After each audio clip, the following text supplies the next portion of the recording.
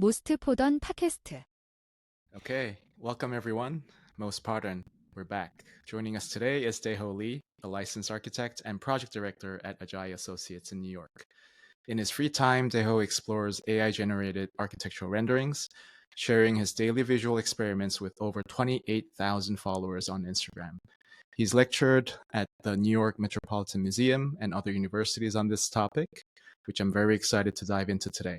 Welcome to the Most Pardon podcast, Daeho. Thank you. Thank you for having me. Great to see you all. And yeah, some people already knew, and Libo, we met first time too. Great to see you. Yeah. So Daeho, I want to go back to when we first met. We first met as colleagues at OMA actually in 2012. It was a funny story because we started on the same dates. So we actually met in front of the elevator. Exactly. This was back in 2012. And later, we also briefly met at the New York office, and we briefly overlapped about 6 months there before I left. A little after I left to MIT, you started working at Ajay Associates. Can you bring us and the audience back to that time and tell us about yourself then? What thoughts you were going through, and why you made the change?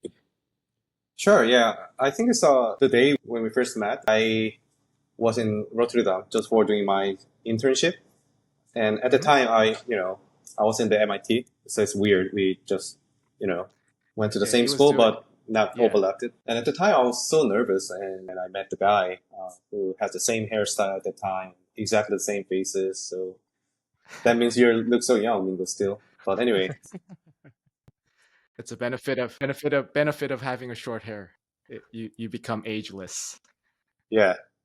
And being Asian, I guess.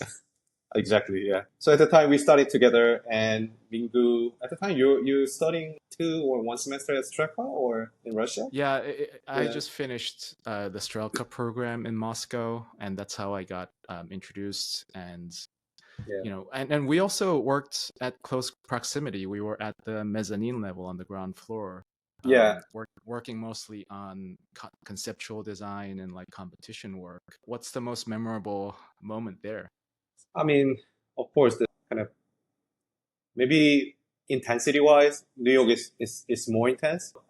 Also, quite intense in Rotterdam as well. So maybe 2 of us or 3 of including other colleagues, we stayed around 9 or 10 p.m. and making physical model together and helping each other's project and sharing some dialogue at the time. Yeah. Also, you sharing your kind of the experience at Strelka. Also, I share my experience at MIT, and we also promising one day maybe we can work together. And closely, also doing this competition together. Yeah. Yeah. I don't know. My memories always purify everything back in the days, but maybe I'm pretty sure in reality there was also quite harsh time. But yeah, can't believe that was 12 years ago. Exactly. So after your stint in Rotterdam, you came back and finished your studies at MIT, and then you went back to do full-time work at the OMA New York office. Yeah, he joined me there. Yeah, right. That's where we met. It's such a small world. He wanted to hang out in New York with me. Yeah, I mean, I think it's interesting though, because we all have this experience, and Libo as well, working in architecture, and also at that time I think studying architecture, sort of the 2008 to 2012 era. Digital representation really started to evolve. I'm not sure why exactly. I think Rhino became more part of the sort of architectural curriculum. I think the standards that clients maybe have and just the firms themselves had at the time just started to increase. And I think also the computing power actually increased. So, rendering was something that people started to do more and more. I know you and I, Daeho, we didn't work on the same team necessarily, but we were constantly like sort of next to each other, rendering different projects. Yeah. I think it's an interesting opportunity to maybe have a larger discussion right now about the role of rendering in architecture broadly at the time, and then we can transition to where we are now with your sort of AI stuff. What do you guys think sort of epitomized that moment when it came to visualization and design? That's a really interesting point, because sometimes, I don't know, the role of the guy who was sort of responsible for the 3D modeling and also rendering is more like a person who directly discuss some design with show or other partners. Yeah. So certain skill set promote yourself to more open discussion with director directly sometimes. So yeah. I mean, maybe it's like I think you're onto something. At that moment when rendering became more and more important, I remember one partner said basically we need to up our standards of rendering. Like we need to make it world class. Right. Yeah, you're right. You sort of become the translator between the project, and then you have, an hour with the partner to discuss the project every week. You need to represent it clearly, and you need to make those, Yeah. envision it basically. I think it was a good spot to be in that regard. Yeah. Yeah. To add a little bit of context, when we started in 2012, OMA in Rotterdam, I was still doing a lot of collages, Yeah, not the renderings. And I think there was a beauty in that as well, because the beauty of abstraction, because you don't have to define every corner detail and Yeah. add details of like windows and things like that to make it more realistic. It's more about conveying what the idea is, like, and expressing that in a very strong visual manner. And I thought collage, the method of collage, and the representation of architecture kind of met in a very kind of beautiful way at OMA. And yeah. I mean, collage is if more you like a check out how, sketch. yeah, It takes an idea and Can simplifies can it. you guys, like, I know all three of you worked at OMA, so let's see, I guess, how much you guys agree on this. But I guess, like, what role did rendering play at OMA? Like, what part of the process? Like, Daeho, you said a little bit about like how that skill set is sometimes really valuable, especially being a part of certain conversations. But like, why was it so important at OMA? I mean, it's not purely for the OMA. Maybe I can share also my experience at Ajay. It's really interesting because Ajay is more focusing on the texture of the facade or texture itself. And I think the OMAs put a lot of emphasis on the pure form or volumetric kind of study, like a massing study. So it was a little bit different experience for me. Even for the Ajay, for example, we literally jump into the facade texture study even from the beginning of the project sometimes, Mm-hmm. He has a clear idea. But at the same time, we don't want to reveal that texture too early on the concept presentation. So it's another weird kind of post-production is happening in there. We literally develop and get the photorealistic render for that concept phase. But we put another layer of the watercolor kind of layer, which diluted and making super fuzzy. But it's not like a OMA collage style, but it's another kind of type of Ajay kind of concept presentation style, really fuzzy, watercolor looking, and every texture is submerged within the water things. So, and then after that, after the concept presentation, we showing the real genuine render a little bit later on. So it's another kind of fun kind of strategy to see which information we want to rebuild and which information we hold it for the design concept. And it's another layer because every people thinking rendering is a final outcome, but it's more like a pull back a little bit and just filtering another information from that render for the concept is also really interesting. And I think that, I mean, visualization is just key for the production of architecture, no matter what. I think we often think about the final rendering as the poster shot, the money shot. This is the one that's going to sort of get a planning approval, or it's going to be the one that nabs that big investor, which of course it has that value too. But I think people who aren't kind of familiar with the design process, especially the process in more design driven firms, they don't understand how many iterations and how many renderings you produce like over the course of the project lifespan. And so I would say OMA, other firms I've worked, you use it as a tool to iterate and use a tool to say, okay, here's the shot, here's the perspective. What if we have this material? What if we have this form? And you can then start to compare. I think what happened at that time, we're talking about sort of 2010-ish, 2012, one, technology became much faster. Like you could actually render faster and produce more stuff, but also expectations increased because of that. And I think that also aligns with some of the larger things we talked about in the show, which is the types of work that's happening at a certain time. At that moment, like you were doing big projects around the world and you needed one to be able to visualize complex forms quite accurately, but also you need to sort of keep up with the other firms that were also doing that well. But that is also a time where you see a surge in rendering companies that specialize in only visualization. So these larger architecture companies also started to outsource these visuals. And the after effect is, to me, as an outsider now, when I see a realistic rendering, they look kind of all the same. So it was interesting to me when I was working there, starting from this collage era where visualization was used more as an internal tool to conceptualize the volumes and think about different ideas, and then suddenly around, I would say 2000, 12, 13, 14, when we were going for more of these larger competitions, all of a sudden the emphasis became more on the out as a final image, as a super hyper realistic image where everyone can understand how it will feel, almost exactly how it will be executed. So the importance, the emphasis of how the visualization is used has shifted during the time, which I was also quite it wasn't an exciting period for me, because I was more interested in the visuals of a more rough and collage era, where it to me showed a lot more potential of the space, and that excited me. But after the change, it became, and well, one thing is I didn't know how to do those realistic renders, so maybe that played a part. But the other part of me was like, but the hyper realistic visuals are taking all the fun out of the images, taking all of the imaginations. So I'm curious, how you felt, Daeho, that as a person who had the skill sets and experienced all that change, Sure. what was your perspective then? I mean, that is also somehow aligned with why David Ajay also wants to filter with watercolor first, because he doesn't want to reveal, or he doesn't want to specify any material facade from the beginning. Like you said, he just want to share his vision, really abstract way. That means can have more possibility in ironic way, So that's the one thing. And also react to the Alex kind of thoughts. And it's really interesting because at the time I noticed maybe my senior years guys, they didn't know how to render at the time. They just stuck in the CAD and physical model, and they even use some kind of Form Z. It sounds like really already too old fashioned, but yeah, seems like that. But I think this is not just Rhino. It's rather more focusing on the V-Ray, for example.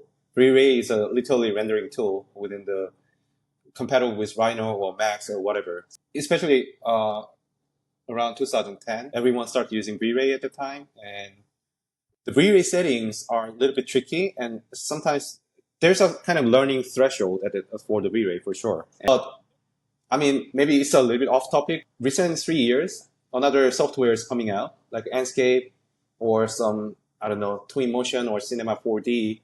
And recent trend is those recent software even really easy to use or easy to make even for the animation. So at the time when we were working as a junior architect, we are just literally, entitled to making one images by using V-Ray with high quality. But in nowadays, a lot of clients start to require more animation, which means adding another dimension of the timeline with seasonality or things like that. What I think is those kind of recent software is really easy to use and super user friendly compared to the V-Ray.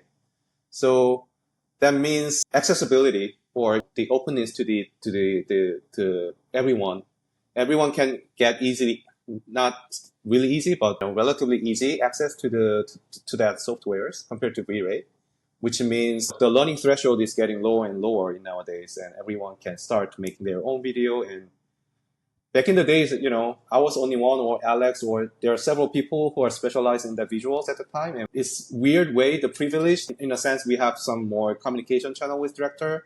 But in nowadays, I mean, everyone can easily visualize with the Enscape, things like that. So yeah, that is kind of, yeah. Used to be, V-Ray, what Dae was talking about it's a ray tracing software. So it basically emulates the real world where light is bouncing around different objects and they have different qualities, and things reflect, things refract, etc. The computer has to run those calculations, and basically it puts out a code that then it translates into a series of pixels. That's how you get it. So when we were doing this back then, it would take hours. I mean, it could take 6, 7, 10 hours to run. So hopefully you do it overnight, and then you come back with a nice rendering. Now, Enscape and Twinmotion, those are real-time rendering softwares, which actually emerged out of the video game industry. Basically being able to generate these environments really quickly. I would say the level of quality and fidelity is not as high as a ray traced image, but it's pretty good, and you would have to look really closely in order to tell the difference. I do think it changes the way that architecture is being produced, and now we have AI where you don't even have to engage with a UI. You literally say, this is what I want it to look like, and it'll do it for you.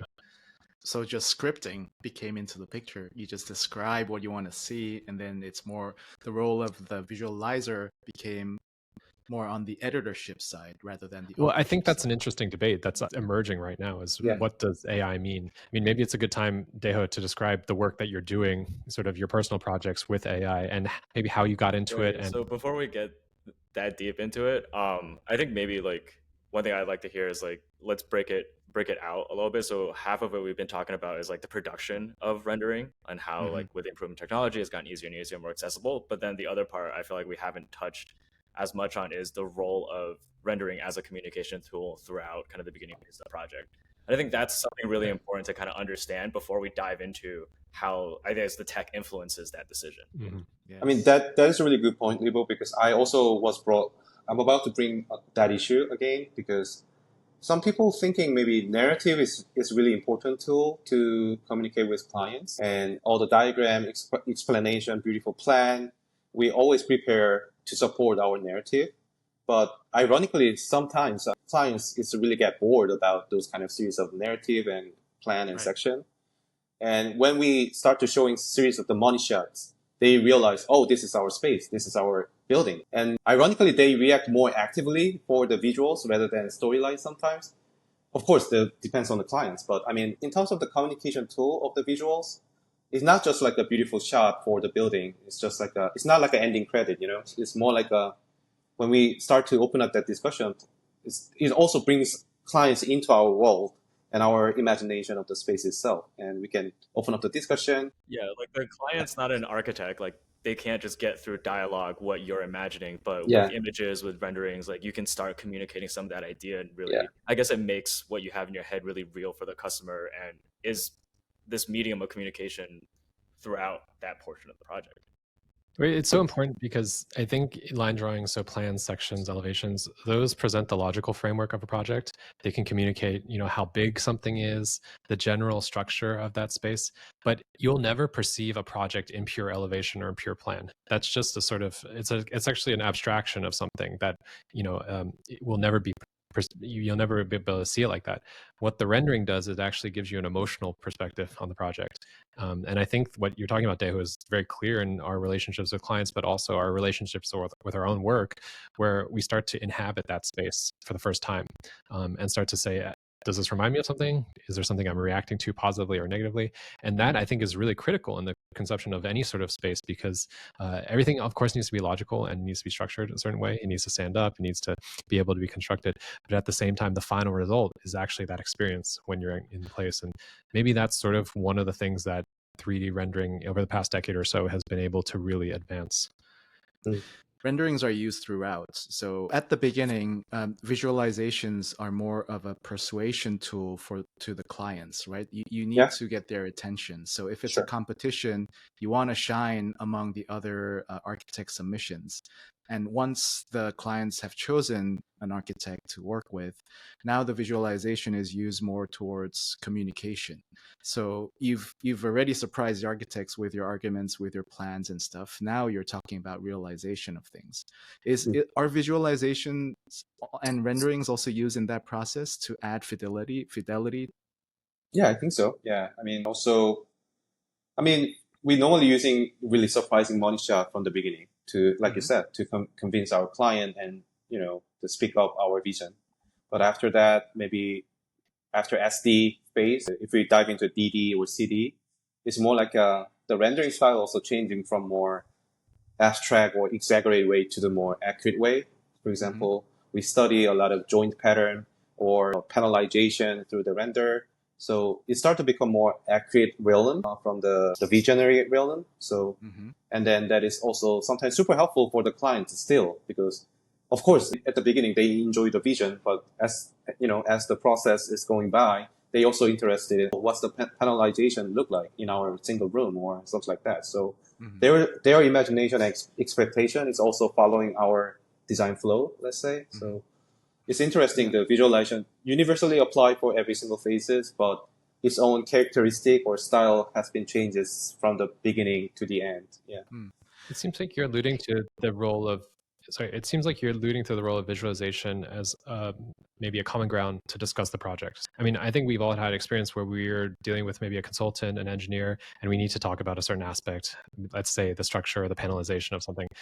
It's very hard to describe those conditions in words or in writing. I want the panels to be this wide, and it needs to be sort of aligned this way. It's much more efficient to actually show it and then have a discussion around that. Is that something you do often in your work, in terms of sort of setting the table and creating that place for conversation amongst collaborators in a project? Yeah, exactly. I mean, joint pattern, some people thinking that is really functional thing to make it work, but sometimes we also having certain design intention, and maybe that is tied into our broader vision also. Either stagger pattern is preferred, or grid pattern is preferred, or other customization like hexagon panel is preferred.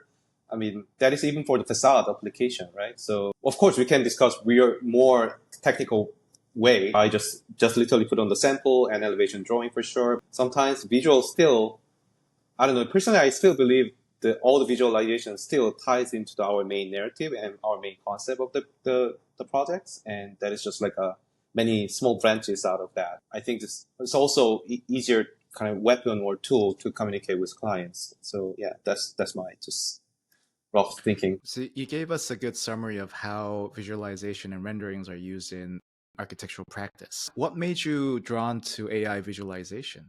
Was it just out of pure interest? Beginning is really not really dramatic. It's just just for fun. I mean, there's a bunch of friends or colleagues just inform me, there's a kind of DALL-E or some kind of Mid-Journey things coming out, and they just starting for fun, like drawing some robotic birds or robotic dog or robotic panda or something like that, just for fun, not really serious way. At one time, I don't know, what if I using like a prompt like design a building by a certain architect. Design at the time, I just playing with design a building by Ando Tadao or Kengo Kuma or some famous architect like a Peter Zumthor.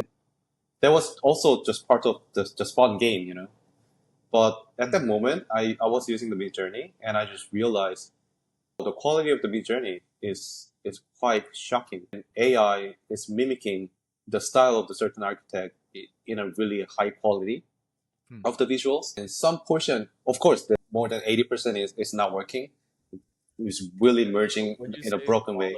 I guess what's the bar that you're looking at? Is it like detail? Is it mood? Is it style?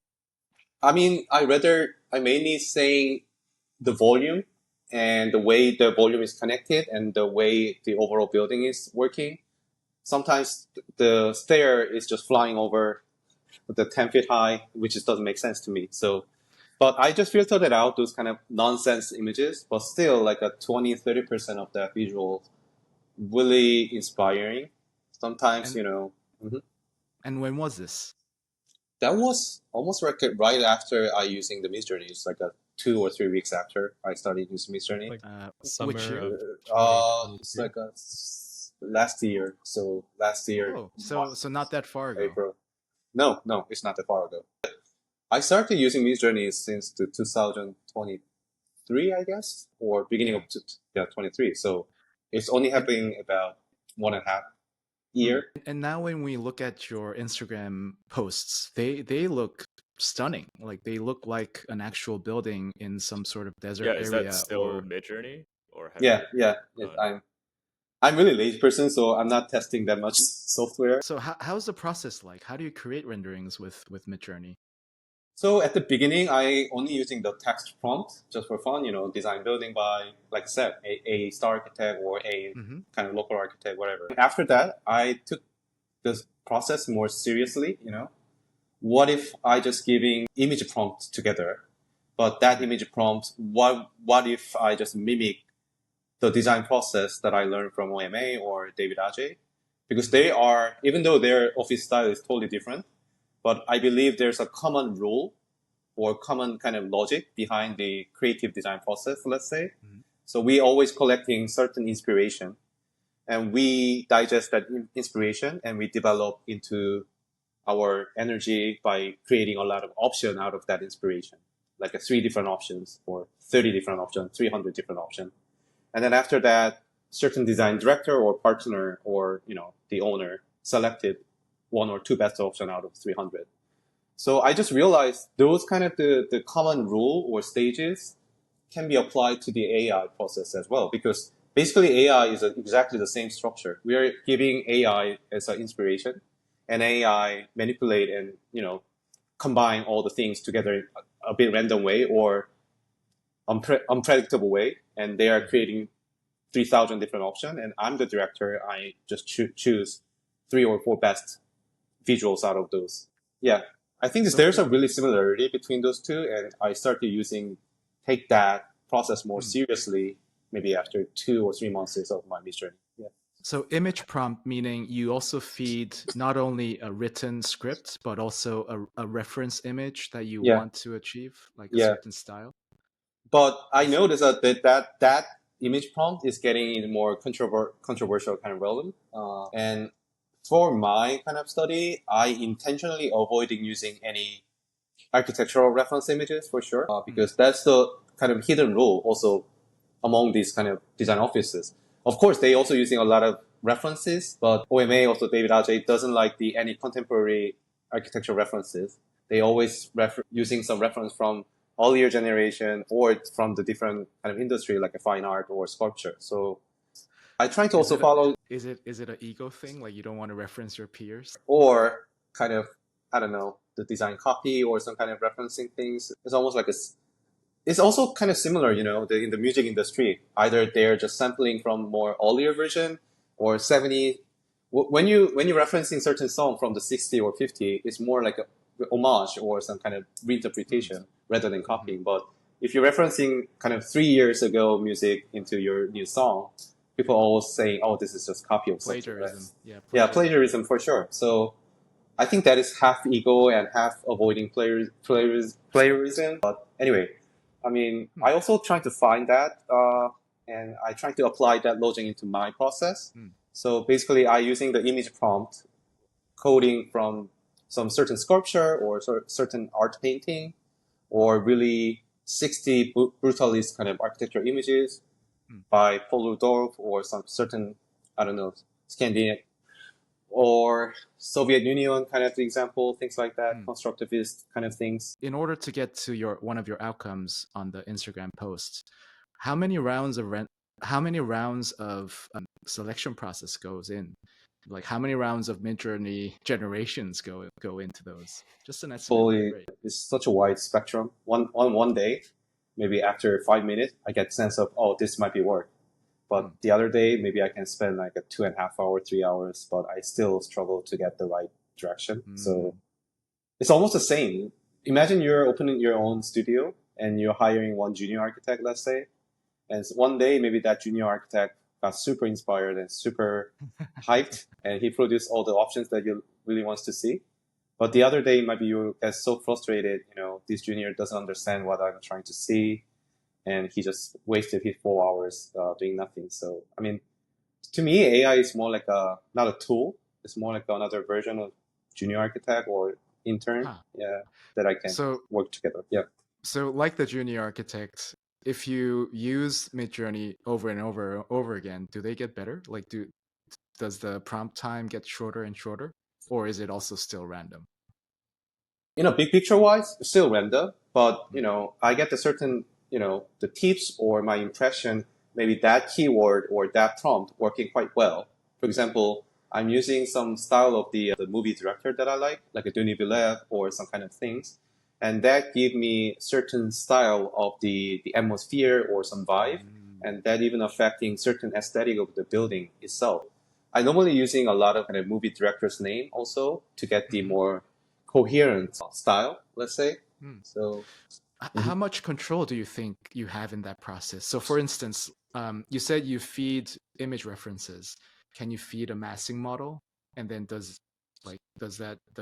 Midjourney give you different options of, let's say, paneling or siding or materials?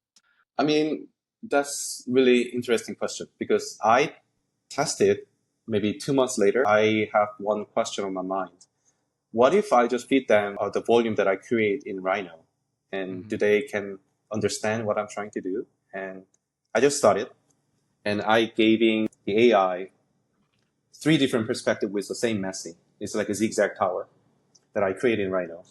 And I slightly tilt the camera just in case to reduce randomized kind of option from AI. So if I giving 3 or 4 really similar view of the one massing, maybe AI can understand what I'm trying to do. So I feed that, and it took me about 5 hours to get the massing that I wanted. So I know this Midjourney is not the best tool for that or best software for that. And I also heard from, or I also watched the different kind of YouTuber or expert of the AI at the time. And some people using Stable Diffusion. This is different software than Midjourney.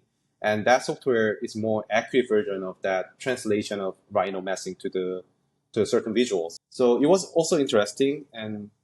But for me, at the end, I thinking if I using the AI of that style or that work process, the AI literally is exactly the same as Re-Ray, just visualized tool. So, I mean, but it's such a trade-off, right? I think this is where AI is different from, I think, the traditional trajectory of technology we've talked about so far, is that even with Re-Ray, as cumbersome as it is, you do get final control, right? Like you can tune the mood to that exact color, you can tune the materials to line up exactly where they are.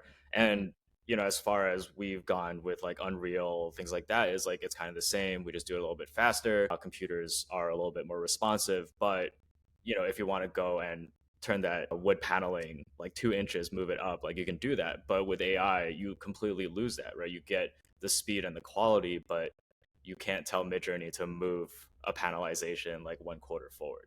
That's true. That's true. We cannot control, but I think I don't know. Ironically, I think that's the more virtue of the AI. I think, or that is more kind of strength point of the AI.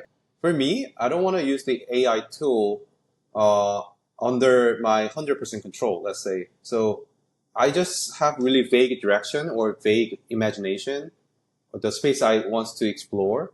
And I just ask AI, can you bring us more interesting or unexpected, fearless kind of randomized kind of mutation version to me?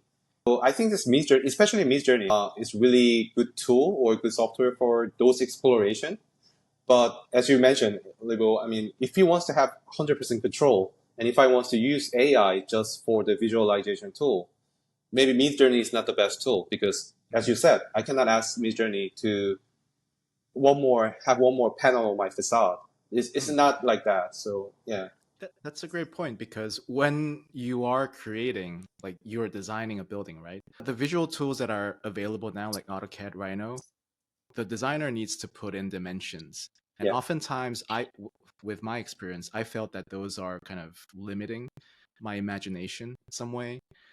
Because while you're drawing like very high level concepts, you oftentimes find yourself fixated in the dimensions of the wall, and try to hit regularity and try to understand the structure of things. So your mind goes into the details almost immediately, because the tools that you have are so precise. So maybe Midjourney and AI has the potential to break that. Like you said, Daeho, like if I have a vision, if I have some sort of idea I want to explore, but I don't have the junior architects with me, and I don't have the force that I may have when you're working at a larger office. But still, with AI, you can ask them to just break those barriers and spit many options for you. Yeah, I think that if we go back to our original, where we started the conversation, where we're talking about collages and then photorealistic renderings, visualization has always been on the spectrum of blurry to high fidelity. And Right. as we know, working in firms, there are certain moments for high levels of blurriness where I think, especially earlier in the process, where things are more open and imagination is more important. And then high levels of fidelity are critical when you're trying to actually execute and turn something on the page into something in reality. What's to me fascinating about the AI stuff is that you can have the blurriness, you can have the openness with the high level of fidelity. Sort of what you're talking about, Minku. Like the computer will decide these thicknesses and these specifics for you, but at the same time, you also recognize that what you're seeing is not a finished product. It's not going to be it can never be exactly like that is.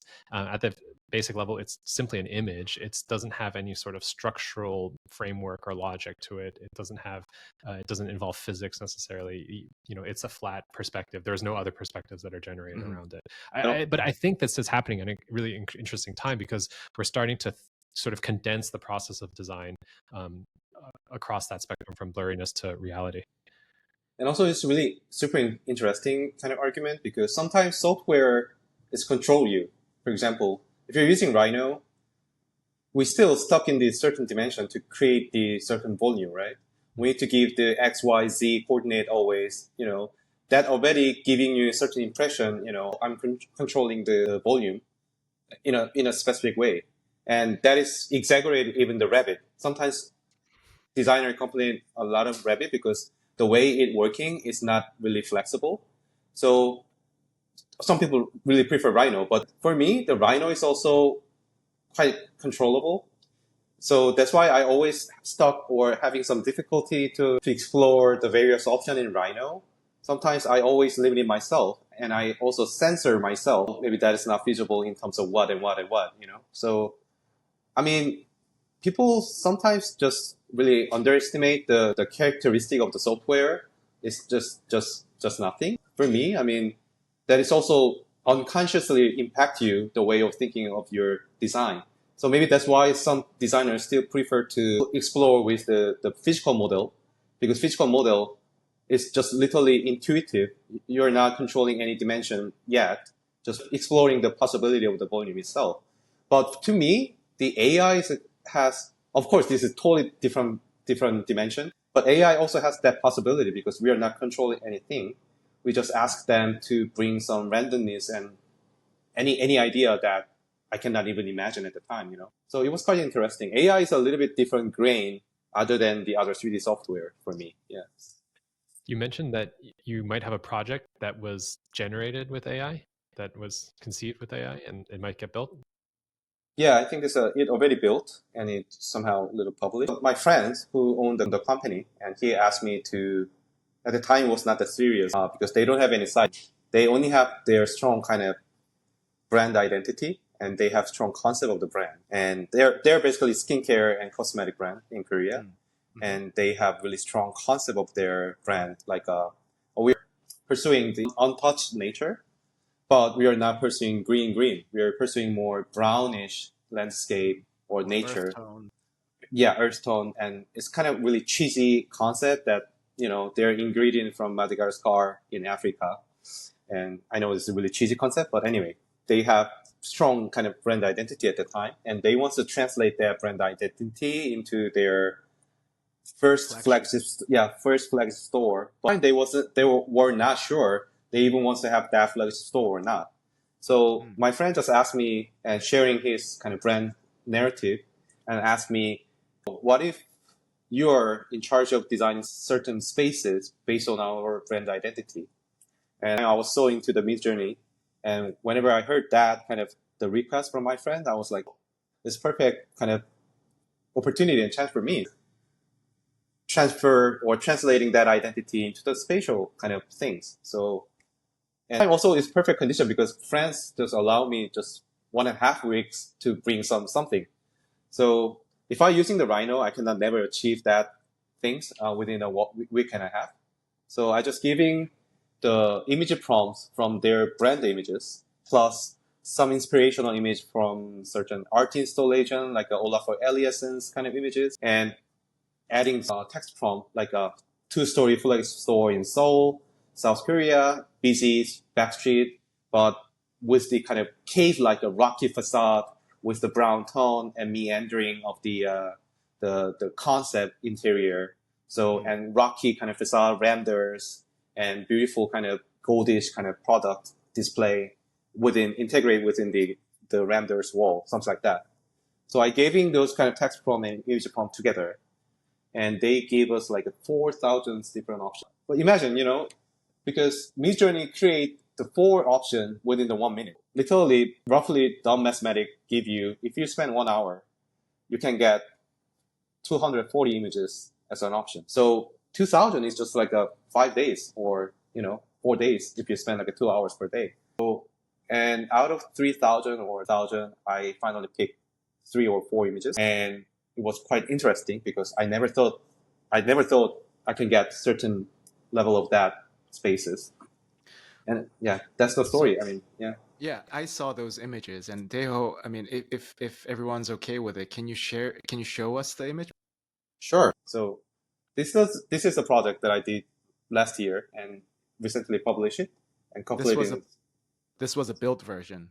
Yeah, this is built. So, yeah. Wow. So this is just two-story building, and it's part of just renovation within existing building. You can see some upper story as well. But we renovated the facade and interior for two-story flagship store in Myeongdong, Seoul. So hold the starting point, as I mentioned. So far left column showing some their brand images, some Madagascar-inspired brown nature, untouched nature. And I just found some similar kind of art or some images done by certain artists or sculpture, and also some snippet of the renders images. And again, I adding more text prompts also.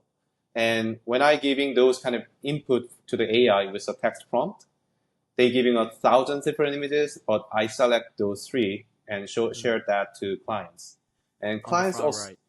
yeah, on the far right, where my cursor is showing. Yeah, right here. So, I mean, Sure.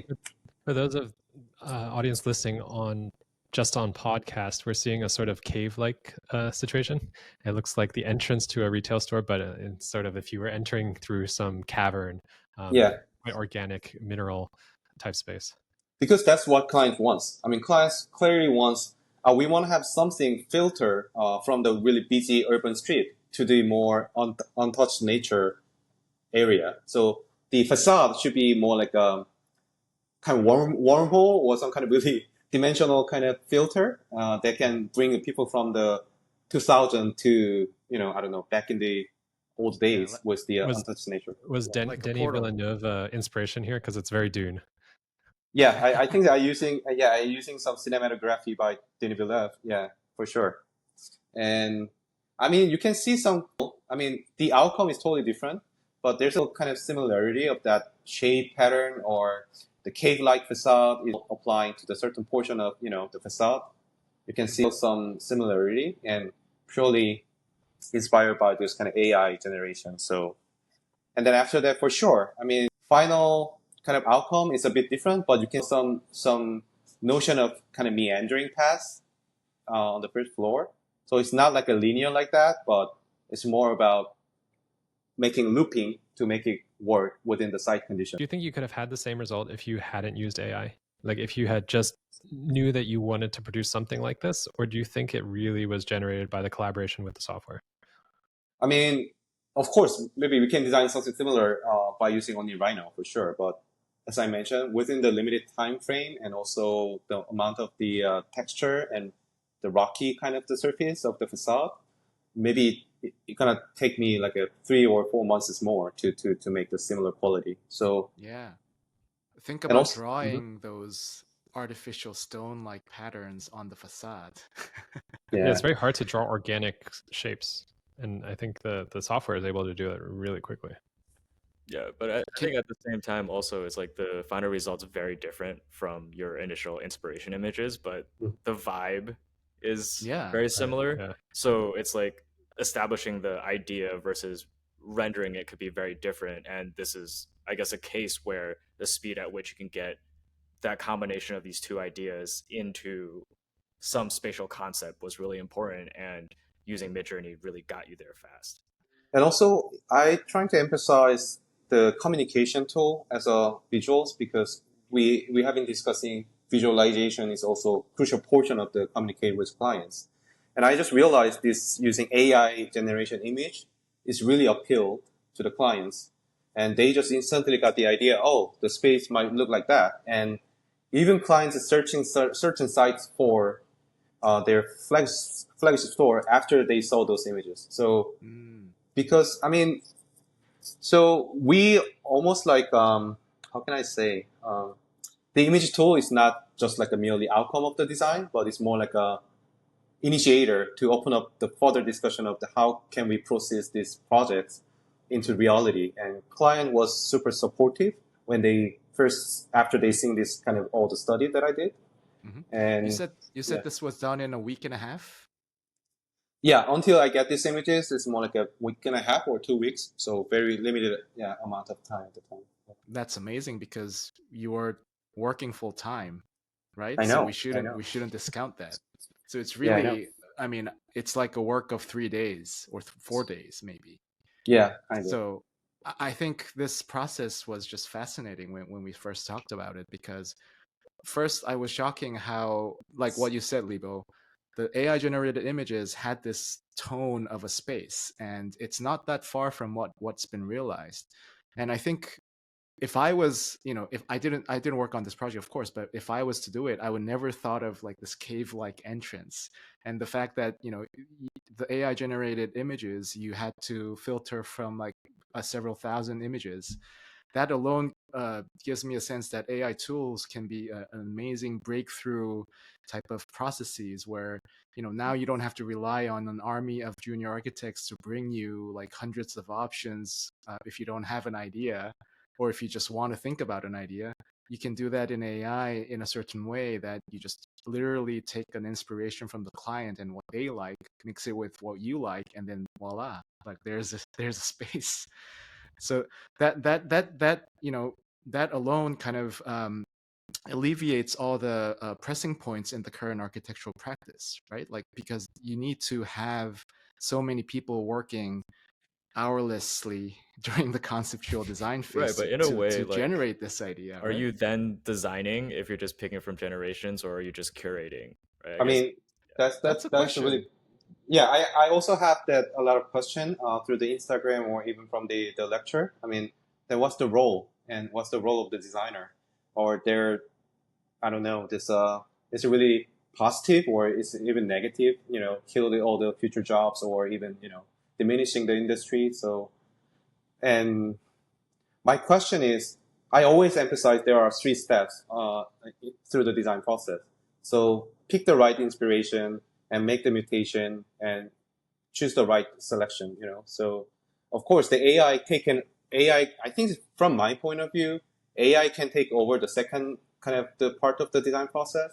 So they can do really better than human for the mutating process. But still, the human owns the inspiration, giving the inspiration and doing the right selection is still on the human beings. So, I mean, in the future, what's the most important kind of design ability needed for the designer? I think having the really good eye and consistent taste and reflecting your personality to everyone. So it's more about, like you said, Libo, it's more curating or, having really nice aesthetic value from one person and that just giving constantly expressing your personality through that design and choosing the constant kind of selection maybe tells you you're the designer. Who's really needs AI? And from my experience and also from this project that I did, AI might be super helpful for the young architect within our age, like at 30 or only 40, who doesn't have any financial money to hire many junior architect.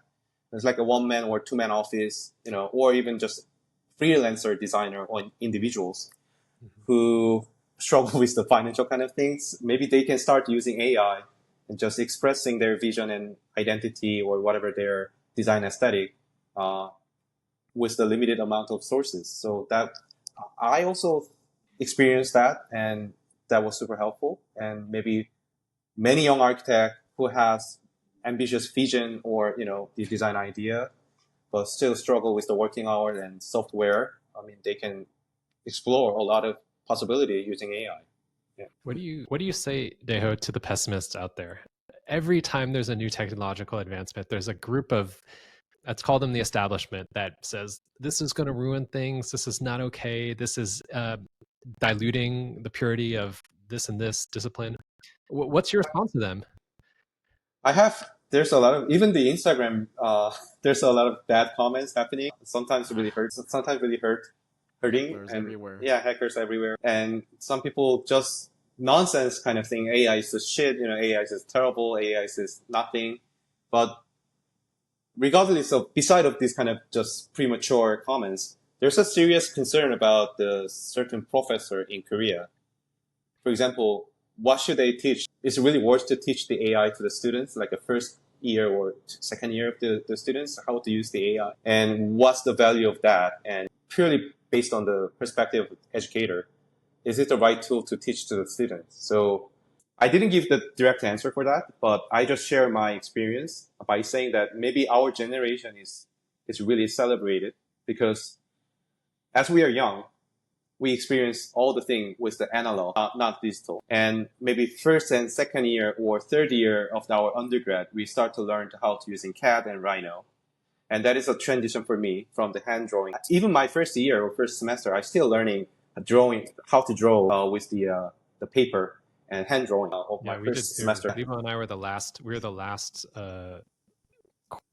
class that did hand drawing all first year. We did inking. Yeah, exactly. I mean, so we are in some way we are really, I don't know, we are really celebrated generation because we experience from in that regard. Yeah, we're privileged because you learn from both sides.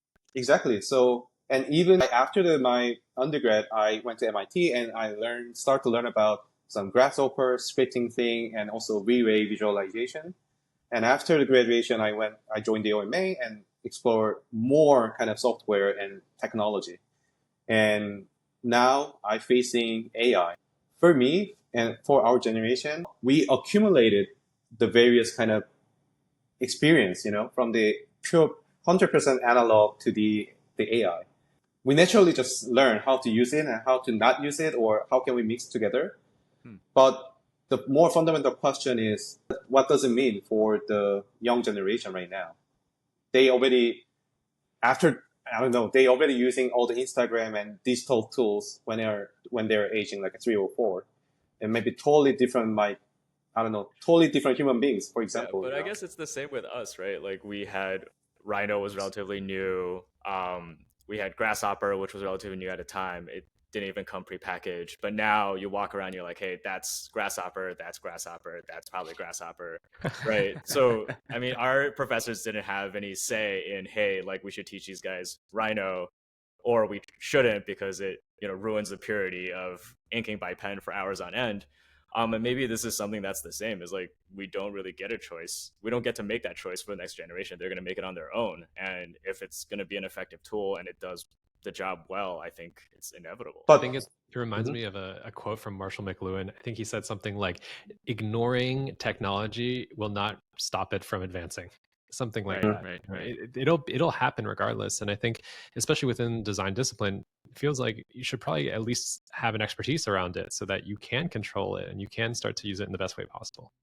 David and I also have some side chat about this because he's super interested in it. And one of his comments is also really interesting to me because he said, architect, regardless which software or tool they are using through the generation, we are like a swamped. We are almost like a slave of the certain technology or tool. So back in the day, they spent like 8 hours to make a hand drawing of the perspective. They didn't have a computer software at the time. They literally drawing the hand sketch for the perspective and all the drawing. And even after the computation, we are swamped or we're spending like 8 hours and 6 hours for the Rhino and CAD or Revit. So, but what I'm trying to say is that we always having really limited amount of time to purely discuss about the design itself, because there's so labor intense kind of industry for architecture. But if we using the AI and by reducing dramatic amount of the time to get to the certain design, maybe there's enough time for us to allow purely discuss about shapes, volumes, or texture itself, rather than spending 8 hours to prepare that, Yep. So that is more, maybe regardless what we need to teach for the students, maybe purely how can select the best option out of the 3,000 options. So there should be some criteria based on practical practice or certain code, or purely based on the volume or proportion or new kind of shapes. So maybe that can be another small game changer in the future, or maybe not. I don't know. Some people still really negative about the software and new technology. So we surely came a long way, because I heard that this is also past before my time at OMA, but I heard that there were people who come to these architecture offices to sell magazine cutouts for collages. Can you believe that? Like, there was a time where collages were made out of real paper, people. Like, architects had to cut out the magazines to compose the collage perspective. Right. Yeah. Photoshop changed it all. Yeah. It was much more analog before that. That's a good point. I didn't know there was a whole cottage industry fueling architecture collages like that, though. There were. So yeah, we're heading to the last hour. I mean, we already passed an hour mark. but I need to ask you a few other questions. So, what are the current limitations of immediately integrating AI technology in the current architecture practice? And what are the potentials? And we talked about the potentials, but what are the limitations that you see? Why can't architects just go ahead and integrate it into their practice? Lack of accuracy, like Libo pointed out before. So we cannot control. We can get the inspiration from AI, but after we get the inspiration, we still need certain level of accuracy to proceed with the code review or ADA or a lot of kind of practice requirements. AI is not smart enough or developed enough to address that issue yet. So I think maybe that is also a really interesting discussion because Grasshopper, Rhino script is more accurate because they are purely based on the numeric input and data. Mhm. So I think there's a two portion of the computation for now. So one is the more conservative development of the computation, which means numeric database like a Grasshopper or Rhino script. And there's another more intuitive version of that computation start to emerge from last 2 years, like a AI, Midjourney. I think there's a broken link between those two for now, but I'm pretty sure this humans has always like a bunch of genius people. Maybe some people develop that kind of broken linkage to combining and integrating as a complete package of tool in the future. Who knows? So That yeah, will be the time I'll open my own architecture studio. Yeah, but I hope generative design that is is going to have to change its name because like parametric Grasshopper has been called generative design for quite a few years now, and now generative design is AI design. So either, like you said, they merge and we find some sort of happy medium, or we're going to have to call them different things. Or, I mean, in the worst scenario, maybe AI and all this kind of Grasshopper Rhino getting more easier for everyone to learn. And if we just, tear it down all the learning threshold to the zero, maybe clients, they can just, spend like 2 hours, during the weekend to play with the AI and also, I don't know, almost like a half the SD package from their own and just came to the architect. Maybe they are coming to the architect, I just need it executed. Just get the permission to build the house. Like for me, I don't know. So, what makes you motivated in this field, and where are you headed next?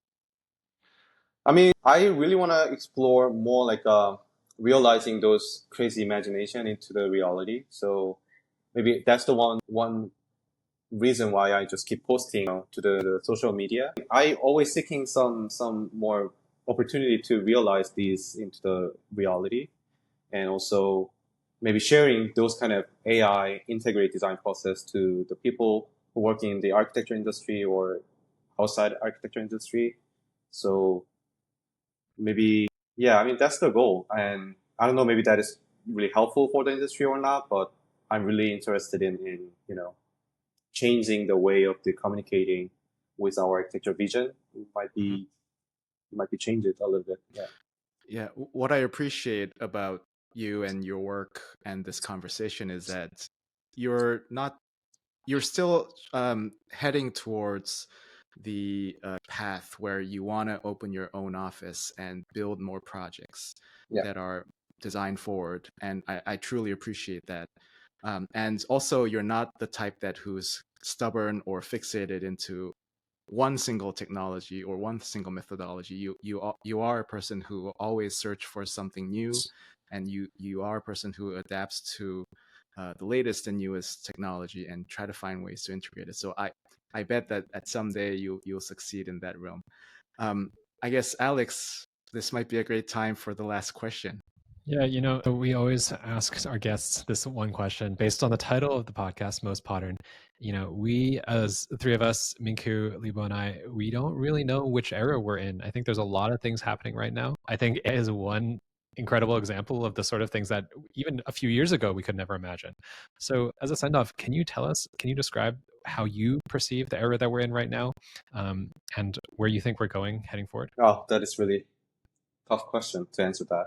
I think we are entering the realm of end of the star architect and Ooh. beginning of the young, talented architect just emerging from everywhere, either with new technology or new vision or new style of the architect. Because recently, whenever I participate in certain competition, either with a big name office or something like that.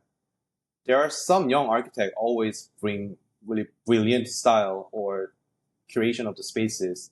And if we just disregard all the title or name value, I mean, some of their proposal is surprisingly outstanding, even better than the companies that I work for.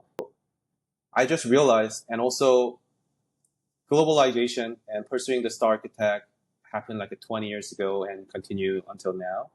I'm pretty sure, especially in Korea, there's many small architects, or firm or local architect emerging with the active collaboration with the artist, let's say. Even though there's and also the market situation doesn't allow the really big projects that many, but there's so many kind of little renovation and cafeteria kind of projects emerging in Korea, and the fee is not the design fee is not feasible for the big firm, so they continuously refuse that. But the more active, creative ideas is emerging from those type of the thing in Korea, and many young architects and many small offices showing their surprising vision for those spaces. And also the type of strong kind of mutation between architect and artist, or some people in Korea declare themselves as like a spatial director or, whatever, the different name rather than architect. I think there's a merging kind of moment of the individual artist and individual architect merging together, just achieving really cinematographic, spectacular the scene. So I don't know, that's my rough kind of imagination. Yeah, well, here's to you being a vanguard in that movement. Yeah. Inspiring a lot of people. And I think the fact that you're one of the first people I met who's really translated something that was generated, with AI into something in the real world, that's pretty impressive. Thank you. I mean, I really want to promote them more, but given my situation. Yeah, feel free to manifest. It could happen. Yeah. More the power to the doers. I hope so. Most modern. most modern, Most modern. most modern, most modern 팟캐스트.